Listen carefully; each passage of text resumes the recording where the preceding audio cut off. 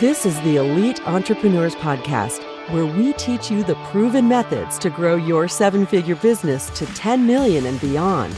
Please welcome your host, Brett Gilliland.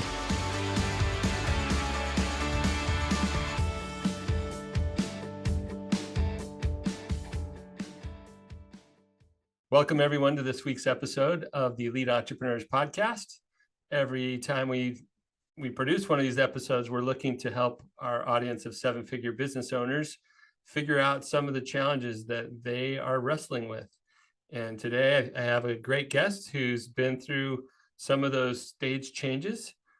Before I hit record, he and I were talking, and he used a term, he was calling it a tipping point. But several of you are wrestling with those points, those tipping points or stage changes. And I think that you will find today's episode very helpful. Let me introduce my special guest today. His name is Mark Reed. Mark has years of experience in business. Recently, he's working with this company called Katalyst Space Technologies, Katalyst with a K. And we're going to talk about Mark's experience as they were growing through some of those stage changes or tipping points. Welcome, Mark, to the show today. Thanks, Brett. All right. So as we were talking before the recording went live, we discussed how you were there very early on with this business when the very first contract was secured. First revenue in the door, which is exciting. Always. And then, over the last couple of years, there was some pretty fast growth where you passed some tipping points, as we discussed along the way. So why don't you give us a little bit of high-level framing for the growth that was experienced, and then we'll dive into some of the things you learned as a leader. Sure. Yeah, so I started out with Katalyst Space in 2021. And as you mentioned, we won our first, what we called big contract at the time, 150K. It was a small business sort of development work for the Air Force, so a defense contract, non-dilutive. So we were super excited, and we worked that program. We turned it into a follow-on program that we secured in 2022, which was a 750K contract, which we thought we were really rolling in it. That brought on some additional people. It brought on some additional overhead. And then we converted the 750K then in 2023 to just over 5.5 million. So quite a bit of additional employees and overheads. And again, we call them tipping points as we go through things where as you're building up momentum to get to this occasion, in our case, contract awards, it really is a tipping point because you can go back the other way. It requires an investment in momentum to get over the tipping point. And if you don't get there, there's some regression that you know is going to happen. So just over 5.5 million in 2023, which is a great year for us. And in 2024, we've started off the year strong. We've closed just over 2 million so far in revenue. Okay, which paces you at something like, 12 million for the year, right? Yep, that's the goal, just under 12 million. Yeah. So that's quite the, not pardon the expression, that's quite the rocket ship for a space technology company. It's on the nose, but I love it. That's right. But to go from nothing, early on, 2021, your first 150K to, trending towards north of 10 million this year, that's quite the growth within a few years. So let's talk about how you experienced that growth as a leader. The team's growing, there's more complexity. You mentioned there at those tipping points, there's sort of a natural pull back to where the organization is optimally comfortable, set up, right? Here's where we're comfortable. In order to go to the next place, there's some updating that we need to do in our people, processes, systems, whatever it is. So just talk through that. You jumped from 150 to 750 to 5.5, like those are big jumps. So, and it doesn't have to be precise revenue points, but describe for us maybe the first time that you felt a little bit like, whoa, the natural law or the natural setup of our business is pulling us back to this comfortable level when we're trying to go somewhere else. And what was causing some of the pullback, and where did you guys have to invest to keep going through that?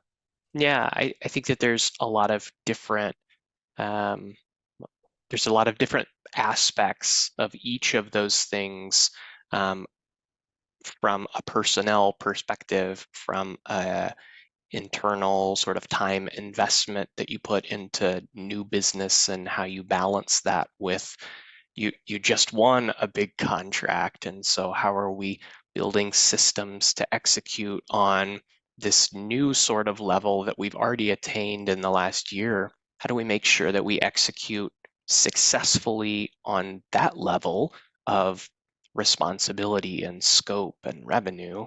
But also now there's a new and different aspect when you get into bigger dollar values, where it's not just we write a proposal and we win a contract like some of the earlier work might have been. Now there's actual market analysis and development that has to go into it to make sure that your product that you're performing on right now is putting you in a position so that when that 750 contract or when that $2 million contract comes around, you've positioned your product to scale into those sorts of contracts as well. And so that's creating personnel systems that make us repeatable and consistent and allow us to bring new people into that environment.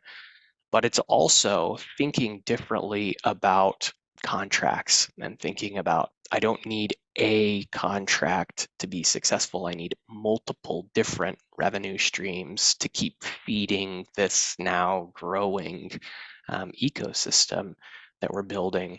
And I think that like the first thing that happened for us was a realization of, in our world, we call it business development and capture. And business development is really that like back end driving force that's architecting solutions. And capture is really that forward customer facing thing where it's like, hey, we said that this was what we wanted and this was what we were going to pay for it, and let's make that actually happen. That that's a significant amount of work, even from the place where you've said, okay, this is the thing and this is how much. The actual making of that that agreement takes way more time and care and feeding than any of us anticipated. And so we just kept learning these things in an iterative cycle, with growing scope and magnitude to each one. Well, I love the way that you framed those agreements. Really, a business at its core is about making and keeping commitments, right? For sure. We're making and keeping commitments to prospects or customers or clients, and then as the team grows, and at first we're making keeping commitments with each other in the team, but there's usually like a core group of people at the beginning. It's like we're all in. For But over sure. time, as this thing grows, that making and keeping of commitments to team is another element. It's not just the inherent, like I'm one of the originals and I'm just in. And now we're adding on people who have maybe lots of options and where they could work, and they're choosing you based on the inherent commitment of this arrangement, right? And For sometimes it's sure. paying benefits, but other times it's around the purpose or the exciting market or the opportunity. Like, but there's a whole set of things that people are committing to. They're For sure. entering into an agreement. So an organization or a business is really about making and keeping commitments. I like the way that you drew that out. What, as a key leader in this business growing, what did you guys come across from a people standpoint as you went past that original core group of people to now we're hiring people that aren't friends and family, aren't people we know? We're trying to get better at putting out the right kinds of job ads and select the right people and bring them on and help them be successful. What were some of the leadership lessons you learned in that process? Yeah, we learned a lot of lessons. I think the biggest one that sticks out to me was this nagging thing that kept coming up over and over, and that was, are we solving the same problem? Mm, And actually asking that in several meetings, are we solving the same problem? Because my problem feels like a revenue problem, and the CEO problem feels like getting ready for venture capital, which those aren't necessarily the same thing. And mhm, then I would go talk to our product owner, and he'd say, well, in order to develop the product, I need to do this. It's like, okay, wait. We gotta make sure that we're solving the same problem. Where are we going? What are we doing? Are we a company that's trying to grow revenue? Are we a company that's trying to prepare for private equity or venture capital? Or do we have revenue targets that we're trying to get to? And we just kept going back to, what's our exit strategy? What are we marching towards? And what are the steps that we have to have in place to get us there? And as long as we can start from the top and say, at the top, this is what the outcome is that the senior leadership team is looking for. And we implement that through doing these things very intentionally. And those things are the strategy for how we put together our TAM, our SAM, our SOM. How does the product then support those things? But it's having that sort of linear organizational alignment of, this is the problem we're solving. It's not a revenue problem. It's not a VC problem. It's not a product problem. It's all of ours together. And if internally we're not synced on what that problem is, then we're all going to be you're going to go out and try to get a contract that doesn't actually make sense for what we're building, or you're going to make a modification to our product that makes sense for the customer you're talking to, but it doesn't get us where we need to go to be at 10 million or 20 million in revenue. It just gets us that customer. And so I think that clear communication of what is the problem and how are we going to solve it was number one. Do I have time for a number two? You do, but I'd love to like, Yeah, okay, go I don't ahead. know, underscore what you're talking Sure. about, because I think a lot of businesses sort of default their way into their current position, and they go, especially from like 0 to 1 million or so. It's like we got our proof of concept, right? We have enough product market fit or service market fit. This thing is off the ground. It works in concept. Yep, Now, having that level of thing that works is different from an intentional future that we're going to go create together. And I love the way you were calling that out. You talked about unifying around a common problem. Um, I think some people may have heard that as a problem. I'll just offer another perspective, a common objective. Like, here's what we're sure. going to go create together. It may not even be a problem, but I love the problem solving mindset and bringing everybody together.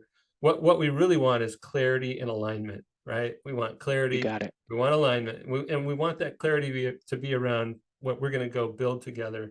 Um, and I love the way you frame it. It's like, these people over here, this party over here, this constituency here, For this sure. partner, they all want different things. And so who are we going to be? What are we going after? Yeah, Once you got that clarity, then you could come together and make the important trade-off decisions, whether it be in product or how we go to market, or whatever, right? So well said. I just wanted to like underscore some of that, the no, way that's you great. talked about it. That's great. Yeah, I sometimes um I like to solve problems so much that everything just becomes a new problem to solve. I forget Yeah. that there's an alternate way to think about that. No, So I love the framing. I just use another language in case somebody else is like, I don't get that problem thing. But for yeah, we've sure. got to have a clear objective that we've created together, we've agreed upon together, and now we're aligning all of our resources and effort and time and Exactly. energy towards that thing. And So it allows you along the way then to say, hey, this thing that we're doing, I don't see how it fits in line with that. that's And it right. causes you to pause and go, okay, well, does it actually matter that we're doing that, or is it a distractor from where we need to go to keep ourselves moving in the right direction? Yeah, very good. Okay, yeah, I want to hear that second thing that you were ready Yeah. to. The second thing, I'll just call it consensus on leadership interaction with employees. Too many words. I tried to create a buzz line for you, but it didn't work. Okay, all right. Consensus on how leadership interacts with employees is what's in my head. Okay. Give And us what the this longer boils version down of that. to, Yeah. I just want to say it's not about personality, because there are so many different types of effective leaders that lead in different ways. One of the things that we found that was a struggle for us was that we had one type of leader that wanted everything to be done his way, and he knew exactly what the outcome needed to look like. Mm. And then we had another type of leader that said, you can do it however you want, but this is the outcome that it has to be. And so as our numbers grew and as our staff grew, and as we started, you put this really eloquently, as we brought in people that weren't part of the forming party, right? That didn't have all of those sort of preconceived notions about this is how Katalyst Space operates. They came in with their own expertise and their own way to do things, and it was way different than how we had operated.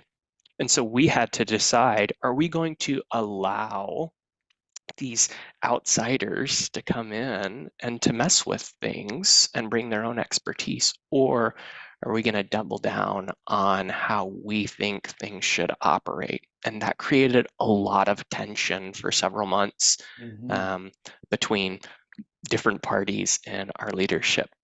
And I think that that's something that a lot of companies are going to go through when they pass that 1, 3, 5 million point. Is we have an identity, we have a culture that is us, and if you're going to grow, you're going to have to let new people swim in your pool, and you're going to have to adjust to how they do business. Doesn't mean that you don't get to keep your identity as a business, but it does mean that you have to be accepting of how other people are going to come in and populate your organization. And so it's not personality driven. There are all different types of personalities of leaders that are effective, but understanding that when people come in, they're going to come in with different expectations, different skills, different experience, different perceptive filters that are going to cause them to think about your outcomes and problems differently. And if you can't make that work, then you're not going to pass those 1, 3, $5 million points. It's just not going to happen. Yeah, just to, I guess, provide a second witness to what you're saying. We've seen over and over again as we've worked with seven-figure business owners that at these stage changes, these tipping points, the people, the leadership, the talent that helped you get from 0 to 1 and 1 to 3 aren't the same necessarily that can go from 3 to 10. And so you start getting some of that outside perspective, you bring them in, and they're used to 3 to 10 or even 10 to 30 or more level systems and processes that don't necessarily match with the current level of organizational maturity in our business. Let alone the cultural differences that you alluded to. Sometimes there's culture differences, and sometimes there's just, boy, I'm used to swimming in a pool that's at a different caliber of I don't know, a different level of operation. Sure. And now I'm having to step down into here, and I'm not used to the lack of visibility in our systems, or I'm not used to the lack of process control, Yeah. whatever. You guys do that out of an Excel database? How do you do that, right? Exactly. Yeah. So they come in with like, I'm used to a more mature, more developed For sure. organization with more resources, and now you have me playing down here. And it's funny because we want their perspective at that higher level, and so we're saying, yes, come bring some of that goodness, but they're uncomfortable in our current level of maturity, and Right. and it's a little bit of a disconnect. So I heard you talking around the idea of like, are we going to keep our way intact, or are we going to allow strong, experienced leaders from other organizations, maybe other industries, maybe other levels of business to come in and shape how we do things? And so that's a really hard little tug of war that goes on there. So For what sure. did you guys do, if anything, to try to preserve the core of the Katalyst way, if you will, and what did you guys leave open for others to influence? Yeah, I think that it's an ongoing conversation first and foremost, right? You're never gonna say, okay, we've hit it perfectly and we're just gonna stay in this spot. I think that it always ebbs and flows on either side. Um, we implemented a couple tactical things that I think really helped us out. We implemented on across the board on everything that we did what we called a 10-50-99 review. And we didn't create it, we stole it from somewhere, Yeah. right? But we started reviewing things earlier in the process. So if you're creating a new process document, you're creating a piece of hardware code, you're creating a CAD document, let somebody look at it at 10% and review it at a 10%. And that started to help us understand earlier in the decision-making process, hey, what's going on? What are you thinking about when you're developing things, or when you're writing a new process, or when you're doing business development outreach to somebody new? It allows us an earlier look at, are we thinking about this the same way? Are we going after the same outcome? Or is there something that you're bringing to the table that we hadn't considered? And 10% is when we need to consider it, not the day before it's got to go out the door when it's got to be 90% or 99%. Yeah, I really like that as a concrete, practical practice, like 10, 50, 90. So before we get way too off course, Sure. I'm not a pilot, but my understanding of how aviation works is that, if there's an autopilot going, it's basically the plane is going to get thrown around. The forces of nature are going to throw that plane off course almost constantly. And the pilot's job, or the autopilot's job, is to do these little course corrections all along the way, Exactly. so that the end result is that we get where we want to go. And if we Right. wait till 25, 30, 50% off, or underway, even, let's not even call it off, before we check in, we could be wildly off course. And so Right. I like that 10, 10, 50, 99. That's cool. Yep. Yeah, I think that it was really good for our organization. I think that organizations typically wait too late in the process to provide feedback, if they're providing feedback at all. I think there's a tendency to just say, give me the thing and I'll make the changes and send it out. Yeah. But that feedback loop is what gets everybody acquainted with each other and acquainted with how Katalyst does business, right? Yeah. Everybody's mind becomes everybody's mind as they're reviewing and talking to one another. Yeah. So you used a process to bring ideas together, and that collaboration, keep that high, so Right. that we have a very coordinated effort towards a desired outcome. Yep. That's really cool. It sounded like you might have one more practical idea to share along those lines. Like, how did you keep the Katalyst way intact with the changes happening so fast? So the other thing that we did was we created, and again, I just stole this. I'm sure that it's like Jim Collins, and there's little pieces of everybody in Right. here. We created what we just called a red flag.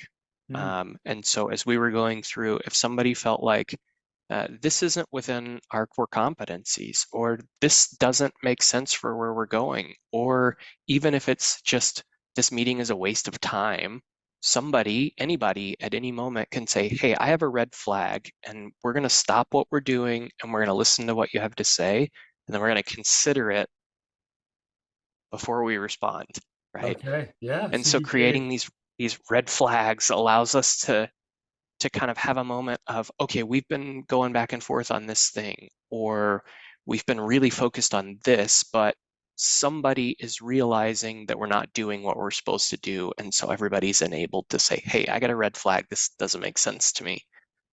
So you had a mechanism for giving voice to concerns that anybody could have at any time, in any setting, and that symbolic flag Right. allowed allowed the right conversations to happen, so we didn't get too far down a path without considering an important perspective.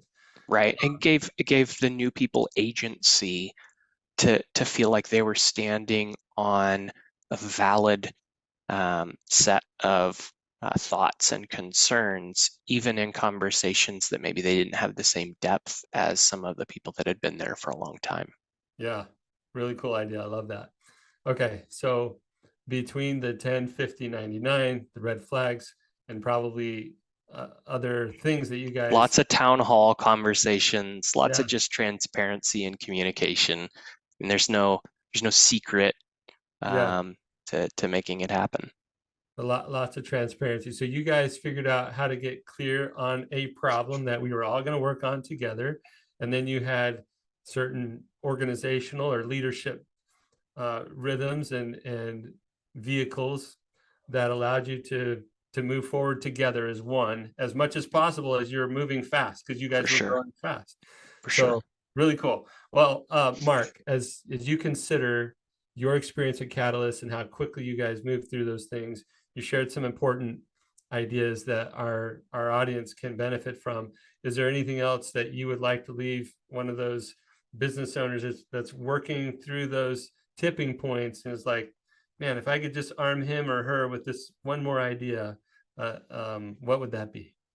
I think the biggest thing that benefited us was taking a walk.